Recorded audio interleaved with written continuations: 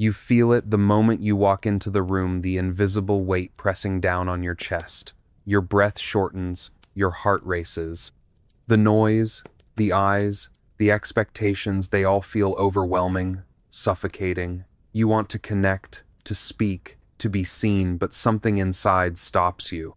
You might think it's weakness or shyness. Maybe you believe you just don't have what it takes. But here's the truth.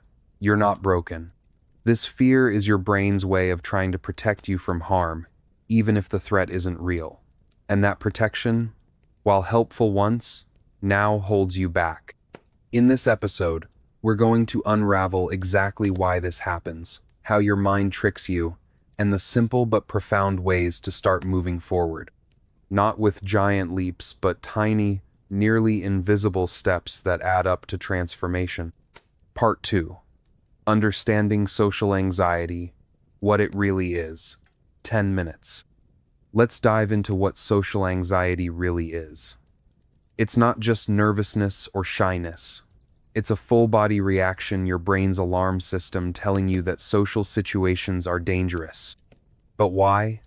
Because evolution wired us to survive threats, predators, rejection, exclusion from the tribe. When you feel judged or exposed, your brain thinks it's a matter of life or death. So it floods your body with cortisol, adrenaline, the fight, flight, or freeze response. This biological reaction feels like panic. You might blush, stutter, sweat. Your mind races with negative predictions. They're judging me. I'll say something stupid. They don't like me. These thoughts feel real, but they're distorted. Automatic lies. Your mind tells you to keep you safe, even when there's no real danger. Understanding this is the first step to breaking free. It's not your fault. Your mind is working, just in a way that no longer serves you. Part 3. The social cliff, a powerful metaphor, 8 minutes. Imagine standing on the edge of a towering cliff. Across from you is everything you want: confidence, meaningful connections, freedom from fear. But between you and that other side is a deep, dark canyon, your social anxiety. Every time you avoid social situations, that canyon seems to grow wider, deeper, more impossible to cross. Your dreams feel farther away. And this gap isn't just emotional, it's physical too. Maybe you feel tension in your neck, a tight chest, a restless energy you can't control. The weight of this anxiety piles up, like carrying a heavy backpack filled with self-doubt, fear, and past failures. Over time, it changes how you see yourself. Instead of the person you want to be, you feel stuck, maybe even worthless. But remember, this cliff isn't the end. It's a challenge. And every tiny step forward is a move toward closing that gap. Part 4. The invisible blocks. What's really holding you back? 15 minutes. Let's break down the invisible blocks that keep you stuck, even when you want to change. Overwhelm. The problem feels so huge you don't know where to start. How do I fix years of anxiety overnight? Your brain freezes because the mountain is too big to climb. All or nothing thinking. If you can't be perfect at socializing right now, why even try? This mindset convinces you that imperfect attempts mean failure and fraudulence. Future fantasy trap. You spend hours researching, planning, watching videos, reading books, but avoid the uncomfortable part, actually facing people. Planning feels productive, but it's really avoidance. Fear of change. Success can be scary. What if you connect with others but lose old friendships? What if confidence means facing new expectations? Sometimes your mind prefers anxiety because it's familiar. Self-identity. You might have built your identity around being the shy one, the quiet person. Changing means risking who you think you are. Each of these blocks is real, powerful, and sneaky. They disguise themselves as good reasons, but really keep you locked in place. Part 5. Stories and real-life examples. 10 minutes. Let me tell you about Sarah. a woman who struggled with social anxiety her whole life. She avoided gatherings, missed promotions, and felt isolated. But instead of trying to leap across the cliff, she started tiny, saying hi to one coworker every day. She kept a journal, tracking her progress honestly. It wasn't perfect, and she had bad days. But slowly, those tiny actions rewired her brain. Confidence grew not from inspiration, but from repeated, small wins.